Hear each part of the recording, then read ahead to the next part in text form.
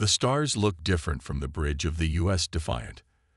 Admiral John Morgan knew this view well after 30 years in space service. He stood tall, his gray hair neatly cut, his blue uniform pressed and perfect. The soft beeping of computers filled the quiet bridge as Earth's finest warship moved through the darkness of space. "Admiral, all ships report ready," said Lieutenant Susan Wells. Her voice was calm, but her eyes showed worry. This was not a drill. This was humanity's first step into a war they had prepared for in secret. John nodded and looked at the main screen. 50 human warships moved in perfect formation. They were beautiful and deadly, the best weapons humans had ever built. Years of secret work, hidden factories on Mars and in the asteroid belt, all for this moment. "Distance to Zexian outpost?" John asked. 20 minutes at current speed, sir," answered Navigation Officer Greg Palmer. His fingers moved quickly over the controls. "Their sensors have not detected us yet." John walked to the tactical display. The Arcturus system glowed blue and green before him. The Zexian outpost, a large space station with several ships nearby, was marked in red. For years, humans had watched and listened. They had learned about the Zexian Empire from stolen signals and crashed scout ships. The Empire ruled thousands of worlds with cruelty and force. They saw other species as things to use, not equals. "Remember what they did on Titan," John said quietly. Everyone on the bridge remembered. 6 months ago, a human science team had found Zexian miners on Saturn's moon. The aliens had killed the scientists and taken their bodies for study. By the time a rescue team arrived, the Zexians were gone, leaving only blood and questions. Earth's leaders had made their choice then. Humanity would not wait to be found and conquered like so many other worlds. They would strike first. "Sir, message from the U.S. Valor. Captain Sam Rivera reports their cloaking system is working perfectly," said Susan. John smiled slightly. The cloaking technology was new, based on ideas from a young engineer named Alan Wright. The Zexians thought such technology was impossible. They would learn differently today. "Fleet-wide message," John ordered, straightening his back. "This is Admiral Morgan. For generations, humanity has looked to the stars with hope. We dreamed of meeting new friends, sharing knowledge, growing together. The Zexian Empire has shown us a different reality, one of conquest and slavery.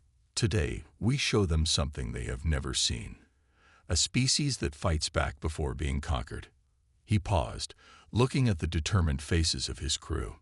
"We fight not just for Earth, but for all free beings. Stay in formation. Follow your orders. Watch out for each other. Morgan out." As the message ended, alarm lights flashed red. "Sir, we've been spotted," called out Sensor Officer Maria Jones. 3 Zexian patrol ships have changed course. They're coming to investigate." John was not surprised. They couldn't stay hidden forever. "Put the lead Zexian ship on screen," he ordered. The view screen changed to show a large purple-black ship shaped like a curved blade. It was twice the size of the Defiant, its hull marked with strange symbols. "They're sending a message," Susan said. "Audio only." "Play it," John ordered. A harsh, clicking voice filled the bridge. The translator turned it to English seconds later. "Unidentified vessels. This is Commander Vrex of the Imperial Patrol. You have entered restricted space. Identify yourselves and prepare to be boarded or be destroyed." The bridge crew looked at John. This was the moment Earth had prepared for. First contact with the Zexian Empire. Not as victims, but as warriors. "No response," John said calmly. "Battle stations. Tell all ships to drop cloaks on my mark." He waited 3 seconds, watching the enemy ships grow larger on the screen. Mark. Across the darkness of space, 50 Earth warships appeared as if from nowhere. Their weapons powered up, glowing blue against the black. The Zexian commander sent another message, this one with less confidence. "What is this? Primitive soul vessels. How did you?" "Cut transmission," John ordered. He looked at his weapons officer. Target their engines. Fire when ready. Lieutenant Ben Foster pressed the firing control. The Defiant shuddered slightly as bright blue energy burst from its main guns. The beam hit the Zexian ship's engines directly. Direct hit, Ben called out. Their shields failed completely. On the screen, the Zexian ship drifted sideways, its engines dark and dead. The other two patrol ships turned to fight, but they were already surrounded by human vessels. All ships, engage, John ordered. The time for hiding is over. Today, humanity shows the stars we will not be conquered. As the human fleet moved forward, Admiral Morgan knew the real battle was just beginning. Governor Kralthex realized with growing fear that this was not just a small attack. This was the beginning of something much bigger, something that might change the galaxy forever. The news of defeat traveled fast. On Zexia Prime, the imperial capital, Emperor Zex Kalor received the report with cold anger. His large frame tensed as he sat on his crystal throne. The throne room was huge, with tall ceilings and walls made of rare metals from 100 conquered worlds. Impossible, he said, his voice deep and threatening. An entire battle group destroyed by primitives. The messenger, a thin Zexian named Grell, bowed low. The reports are clear, Your Highness. The human ships use technology we have never seen. They can hide from our sensors.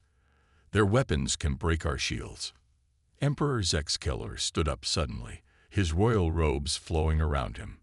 Humans, from Sol system, the same system we found minerals on one of their outer moons.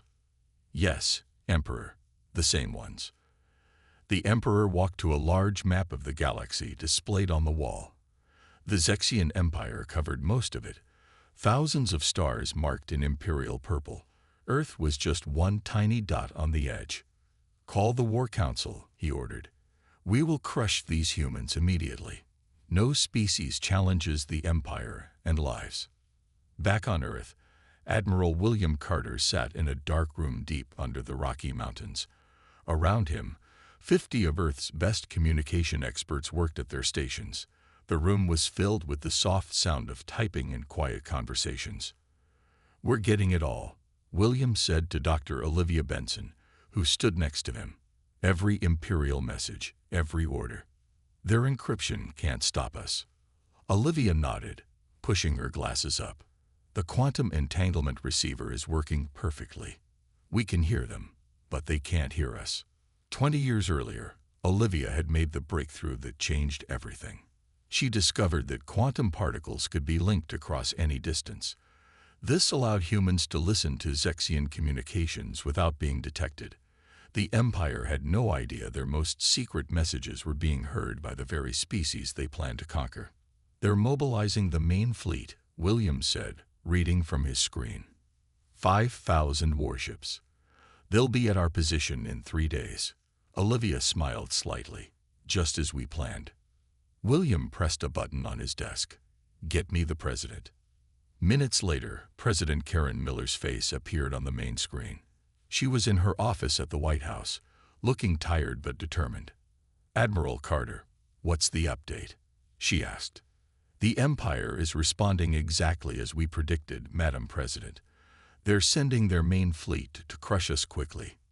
Karen nodded. Then it's time. Activate Phase 2. Yes, Mom. The screen changed to show the United Nations Assembly Hall in New York. Hundreds of world leaders had gathered for the emergency meeting. Karen stood at the podium, her gray suit neat and professional, her voice strong and clear. People of Earth, she began. Today I must share a truth we have kept hidden for decades. We are not alone in the universe. There is a vast empire of alien worlds, and they have been watching us, planning to conquer us, just as they have conquered thousands of other species. Screens around the hall showed images of Zexian ships and bases, the room filled with shocked whispers. But we have been preparing, Karen continued. For 50 years, Earth's nations have worked together in secret. We built shipyards in the asteroid belt. We created weapons and trained soldiers. We developed technology beyond anything seen on Earth. The screens now showed massive human space stations hidden in the shadows of distant planets and asteroids, huge warships under construction, underground bases with thousands of troops. Today, our fleet has engaged the enemy for the first time, and we have won the first battle. But the war is just beginning. On the other side of the solar system, hidden in the darkness beyond Pluto, General Scott Barnes watched as his ships moved into position. 500 human warships, 10 times the size of Admiral Morgan's fleet, formed a defensive wall around the solar system. "All ships report ready, sir," said his aide, Captain Judy Foster. Scott nodded. "Good. Now we wait." The Zexian Empire thought they were facing a small fleet of ships from a primitive world. They had no idea that humans had been building up their forces for decades. The Empire was about to learn that they had awakened something far more dangerous than they could imagine. When the Imperial fleet arrived expecting an easy victory, they would find instead the full might of a united Earth, ready and waiting. The Empire that had never known defeat was about to meet its match. The U.S. Phantom moved silently through space, its black hull impossible to see against the darkness. It was smaller than other human warships, built for speed and stealth rather than direct combat.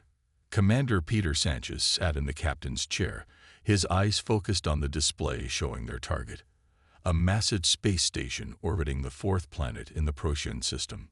"That's the central communications hub for this entire sector," Peter said to his crew. "Every Imperial order, every fleet movement, every bit of intelligence passes through there." Nancy Coleman nodded as she studied her screen. She was the best computer expert on Earth, with short red hair and quick fingers that seemed to dance across the controls. "Their security systems are complex," she said. "But I've been studying Zexian code for 5 years. I can break in." Peter looked around at his small crew of 12. They were all special forces, the best Earth had to offer. While the main fleets prepared for big battles, small ships like the Phantom would strike at the Empire in ways they wouldn't expect. "Remember the mission," Peter said. "Get in, plant the virus, download their data, and get out. No heroics." The Phantom approached the station from below, using the planet's magnetic field to hide from sensors. When they were close enough, Nancy activated a device of her own design. It created a small hole in the station's shields, just big enough for their ship to slip through. "Docking successful," reported pilot Joe Green. "We're attached to maintenance hatch 17, just as planned." Peter stood up. "Suit up, team. We go in 5 minutes." 5 team members put on spacesuits designed to look like Zexian maintenance uniforms. Peter, Nancy, and 3 security officers named Chris, Kate, and Alan made up the insertion team. The others would stay with the ship. They moved through the maintenance hatch and into the station. The corridors were tall and wide, built for the larger Zexian bodies. The lights were dim purple, making the team's fake uniforms look real. "2 guards ahead," whispered Chris through the comm system. "Regular patrol." Peter nodded. "Standard procedure." Nancy took out a small device and pressed a button. The guards' communication devices buzzed. When they checked them, they saw what looked like an emergency call from another section. The guards hurried away. "Clear," Peter said. "Let's move." They reached the main computer core without being spotted. The room was huge, filled with tall black columns that hummed with energy. Nancy got to work immediately, connecting her device to one of the terminals. "I need 10 minutes," she said. "Make it 5, Peter replied. Kate, Alan, watched the doors. Nancy's fingers flew over her device. She was breaking through layers of security, planting the virus she had spent years creating. But as she worked, she found something unexpected. "Peter," she called softly, "you need to see this." On her screen was a map showing hundreds of planets, all marked with different colors. "These are resistance movements," Nancy said in surprise. "All across the Empire. Some of these species have been fighting for hundreds of years." Peter looked closely. "They're all isolated, fighting alone. The Empire keeps them separate, Nancy explained. No communication between resistance groups. Each one thinks they're fighting alone. A slow smile spread across Peter's face. Can you send them information? Let them know they're not alone. Nancy nodded. I can do better than that. I can send them our fleet positions, our battle plans. Show them we're fighting too. Do it, Peter ordered. While Nancy worked, Peter looked through more of the data. He found records of dozens of species conquered by the Empire, their worlds stripped of resources, their people enslaved. The Zexians had been doing this for thousands of years. Upload complete, Nancy said finally. Virus planted and data downloaded. And I've sent our information to every resistance cell in the database. Good work, Peter said. Let's get out of here. As they moved back toward their ship, alarms suddenly blared throughout the station. They've discovered the breach, Chris called out. Run, Peter ordered. They raced through the corridors as Zexian security forces appeared behind them. Laser fire hit the walls around them as they ran. Almost there, Peter said as they reached the maintenance hatch. They piled into the Phantom just as the Zexians rounded the corner. Joe detached from the station immediately, and the ship shot away into space. Did we make it? Nancy asked, catching her breath. Peter checked the systems. Virus is active. The data is safe, and your message went out to resistance cells on over 300 planets. Nancy smiled. So we've just started a galaxy-wide rebellion. We've done more than that, Peter replied. We've given hope to people who had none, and the Empire has no idea what's coming. The Phantom disappeared into the darkness of space, leaving chaos behind it. By the time the Zexians realized what had happened, it would be too late. The seeds of their destruction had been planted. Admiral John Morgan stood on the observation deck of the U.S. Defiant, looking out at the strange ships that surrounded his fleet. 2 weeks had passed since their first attack on the Empire, and now they waited at a meeting point far from Imperial space. The coordinates had come from resistance groups that Nancy Coleman had contacted. Quite a sight, isn't it? Said Frank Miller as he joined John at the window. Frank was Earth's main diplomat, an older man with kind eyes and a patient manner. 7 different species, all brought together by our actions. John nodded. The alien ships were all different sizes and shapes. Some looked like they had been patched together from scrap. Others were sleek and advanced, but showed battle damage from years of fighting. Are we sure we can trust them? John asked. We don't have much choice, Frank replied. We need allies if we're going to defeat the Empire. The door opened, and Helen Ward walked in. She was Frank's assistant, young and brilliant, carrying a tablet full of information. The representatives are ready to meet, she said. They're gathering in the main conference room.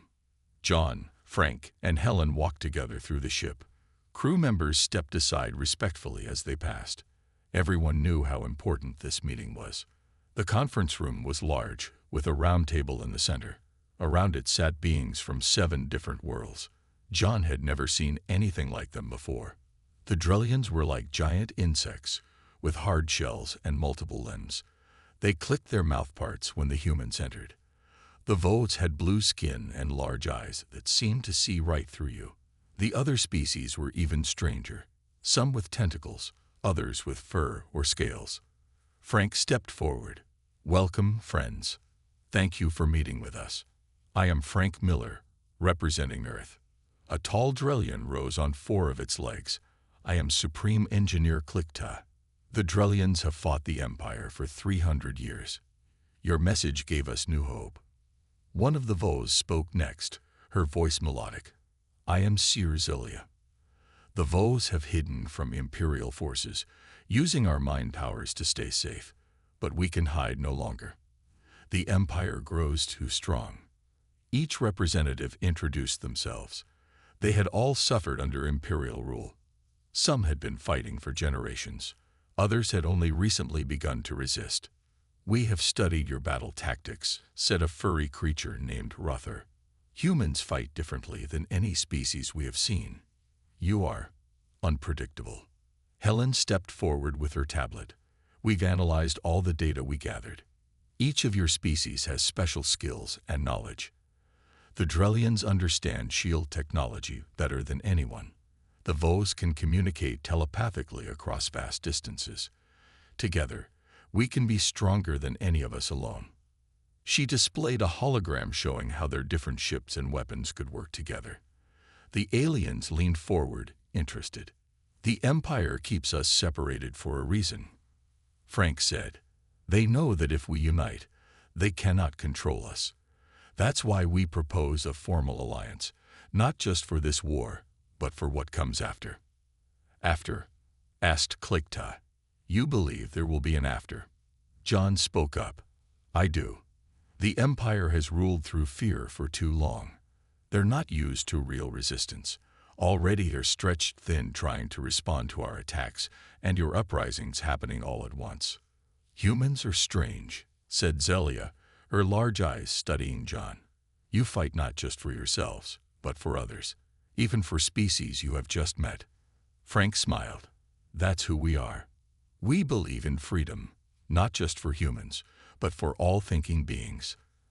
As they talked, news arrived that the Empire had used planet-killer weapons on a world that had joined the rebellion. Millions had died. The room fell silent. Then Rother stood up, his fur bristling with anger. This is why the Empire must fall. They destroy what they cannot control. One by one, the alien representatives stood. They had been enemies of each other once, manipulated by Imperial lies. Now they stood together. We accept your alliance, Klikta said, speaking for all of them. Together, we will end the Empire's reign. Frank looked at John and Helen. This was the moment Earth had been working toward, not just fighting the Empire alone, but building something new. A galaxy where different species work together instead of conquering each other. Then let's begin planning our next move, John said. The Empire thinks they're facing scattered resistance. They have no idea what's coming for them. As the new allies gathered around the holographic display, the impossible started to seem possible. The Zexian Empire had ruled for thousands of years, but its days were numbered. The alliance had been formed, and there would be no stopping it now. The combined fleet emerged from faster-than-light travel near Zexia Prime, the heart of the Empire. 2,000 ships, human vessels alongside those of their new allies, appeared suddenly in the Imperial home system. General Paul Hayes stood on the bridge of the U.S. Liberty, the largest human battleship ever built. At his side was Admiral Morgan, his face showing the strain of weeks of intense fighting. Status report, Paul ordered, his voice steady despite the tension. Imperial Home Fleet is responding, reported Lieutenant Amy Wilson. Sensors show over 10,000 ships. They're moving to surround us. Paul nodded. This was expected. The Empire had called ships from across the galaxy to defend their capital. The display showed the Imperial vessels as red dots forming a huge circle around the Allied fleet. They think they have us trapped, Paul said with a small smile. Exactly as planned. He opened a channel to all Allied ships. This is General Hayes. Remember your training. Remember the plan. For too long, the Zexian Empire has ruled through fear and cruelty. Today that ends. Execute Pattern Omega. Across the Allied fleet, ships began to move. Instead of forming a defensive circle as the Zexians expected, they broke into hundreds of small groups. Each group jumped to a different position, using the faster-than-light drives in ways the Empire had never seen before. On the Imperial flagship, Emperor Zexkiller watched in confusion as the enemy fleet seemed to shatter into pieces. What are they doing? He demanded. No one fights like this.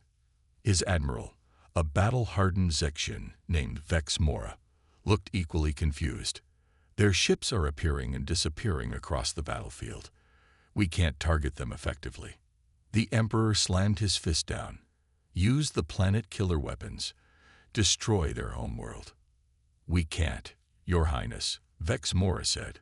They've disabled our long-range weapons, and we don't know which planet is Earth. The humans have hidden their home coordinates from all our systems. Meanwhile, The Allied ships continued their strange attack pattern. The human vessels would appear, fire their quantum disruptors at Imperial shields, then jump away before the Zexians could react. The Drellian ships followed, using weapons that drained power from the Imperial vessels. Then the Vol ships attacked, their telepathic crews confusing the Imperial commanders. "It's working," Admiral Morgan said as he watched the battle unfold. "Their formation is breaking up." Paul nodded. "Time for Phase 2. Contact Colonel Cooper."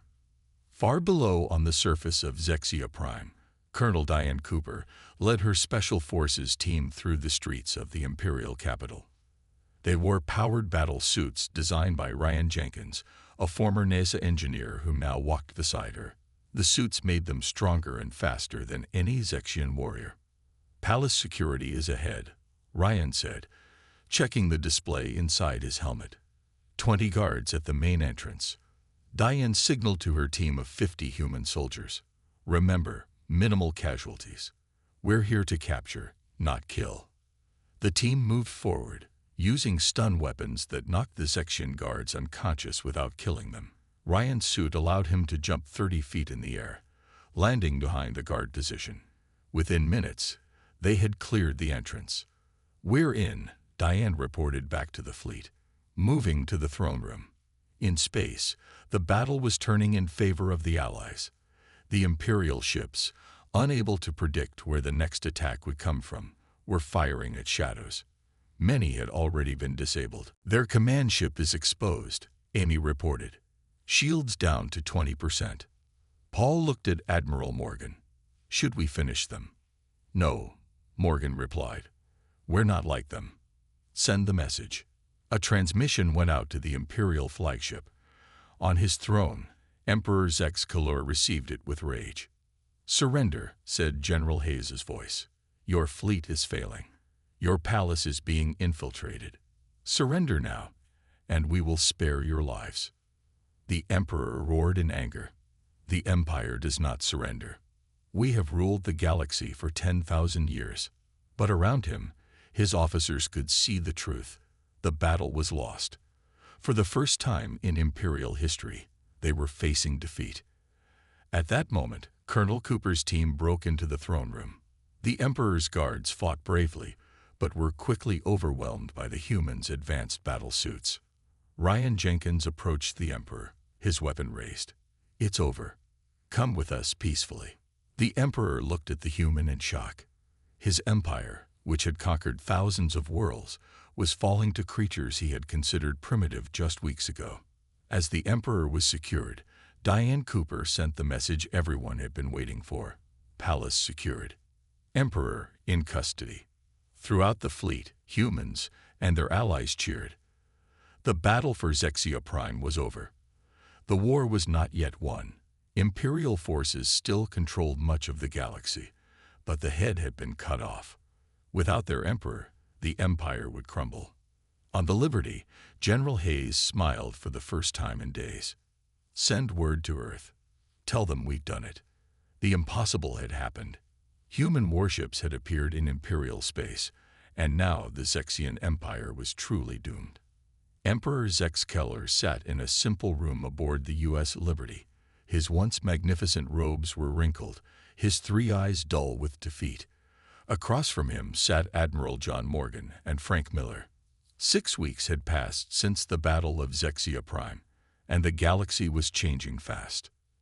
"You could have killed me," the Emperor said finally. "Why didn't you?" John looked at the fallen ruler. "Because that's not who we are. Humans don't destroy what we don't need to." Frank nodded.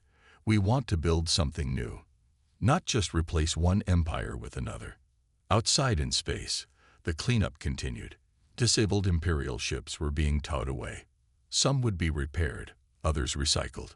Zexian crews who surrendered were treated well, much to their surprise. Many had expected to be executed, as the Empire would have done. "Your fleet commanders are surrendering across the galaxy," Frank told the Emperor. "They see what happened here. They know the war is over." Not all Imperial forces had given up. Some hardliners continued fighting, but they were scattered and disorganized without their emperor to guide them. What had been the greatest power in the galaxy was quickly falling apart. The door opened, and Helen Ward entered with representatives from the allied species. Click-ta of the Drellians clicked his mouthparts in what humans had learned was a greeting. Zelia of the Vos nodded her blue-skinned head. "It's time," Helen said. John stood up. "Emperor, you will witness this, the birth of something new." They moved to the main communications center of the ship. A message was about to be broadcast to every world in what had been the Empire. Billions of beings would see it. John stepped forward to face the cameras. Behind him stood representatives of all the allied species. "This message goes to all peoples of the galaxy," he began. "The Zexian Empire has fallen. But we do not come as conquerors. We come as liberators. From this day forward, no species will rule over another. Instead, we will build a new galactic council where all voices are heard." Frank took his place next to John. "The war is over. All Imperial military forces are ordered to stand down.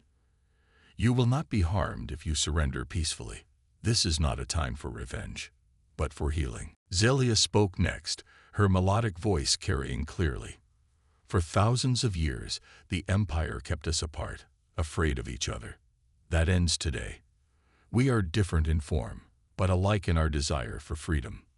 One by one, representatives of each species spoke.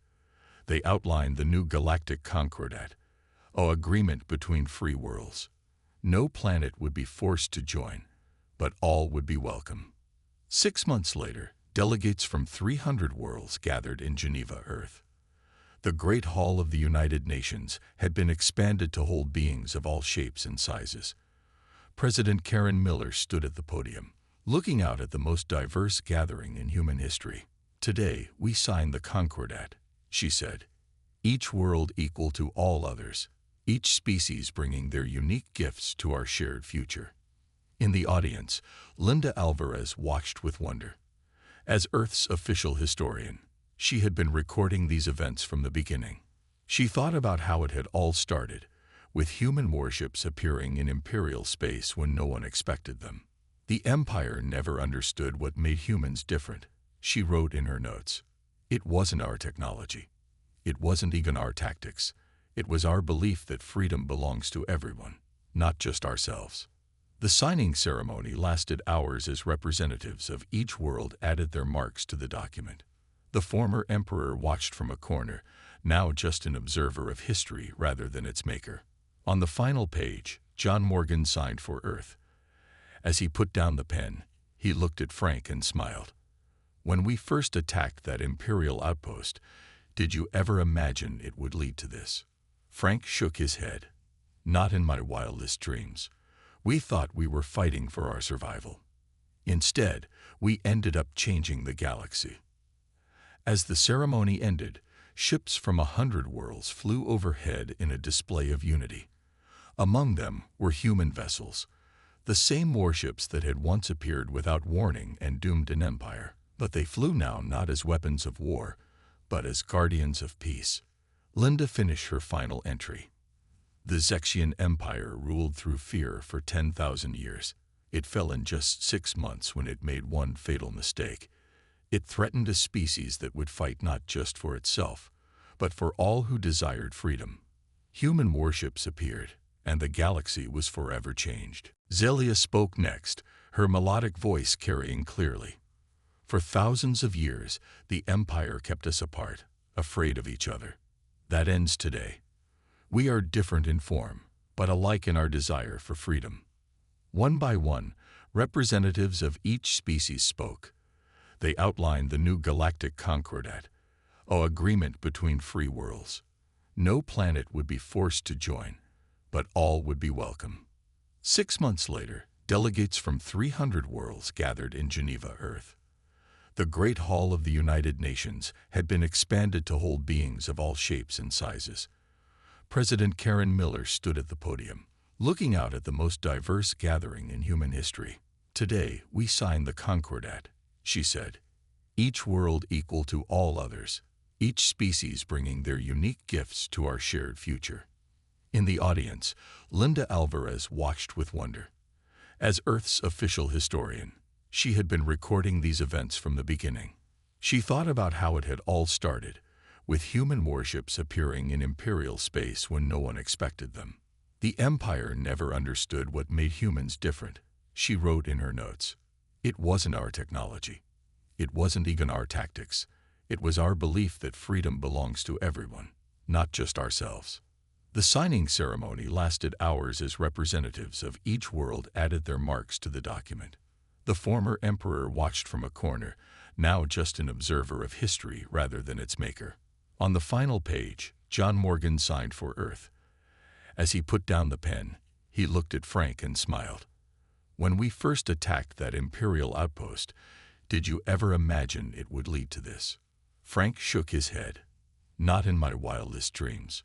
We thought we were fighting for our survival. Instead, we ended up changing the galaxy. As the ceremony ended, ships from 100 worlds flew overhead in a display of unity. Among them were human vessels, the same warships that had once appeared without warning and doomed an empire. But they flew now not as weapons of war, but as guardians of peace. Linda finished her final entry. The Zexian Empire ruled through fear for 10,000 years. It fell in just 6 months when it made one fatal mistake. It threatened a species that would fight not just for itself, but for all who desired freedom. Human warships appeared, and the galaxy was forever changed.